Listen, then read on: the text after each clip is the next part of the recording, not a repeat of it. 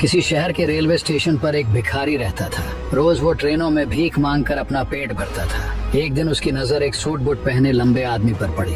उसने सोचा इससे जरूर अच्छे पैसे मिलेंगे। वो उसके पास गया और बोला, साहब कुछ दे दीजिए। लंबा आदमी मुस्कुराया और बोला, तुम हमेशा मांगते ही रहते हो, कभी किसी को कुछ देते भी हो? भिखारी शर्मा गया, साहब मैं तो भिखारी हूँ, देने के लिए मेरे पास क्या है? आदमी बोला, जब तुम किसी को कुछ दे ही नहीं सकते तो तुम्हें मांगने का भी अधिकार नहीं।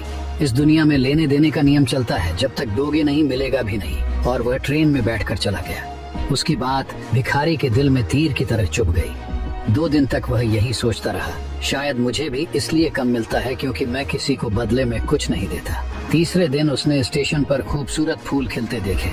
उसके मन में चमक आई, क्यों न देने वालों को बदले में फूल दूं। उसने कुछ फूल तोड़े और भीख मांगने चला गया। अब जब भी कोई उसे पैसे देता, वो बदले में मुस्कुराकर एक फूल दे देता। लोग खुश होते और उसे पहले से ज्यादा पैसे देने लगे। भिखारी समझ गया, देने में ही पाने का रहस्य है। एक दिन वही लंबा आदमी फिर स्टेशन पर दिखा।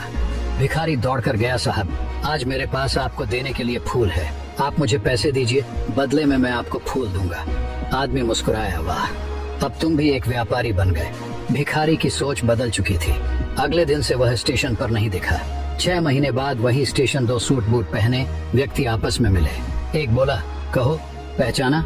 दूसरा बोला, नहीं। पहला मुस्कुराया, हम 2 बार इसी ट्रेन में मिल चुके हैं, मैं वही भिखारी हूँ।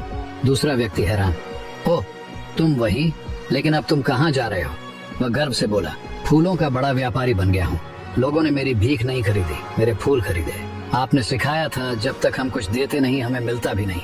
उस दिन से मेरी सोच बदल गई और मेरी किस्मत भी।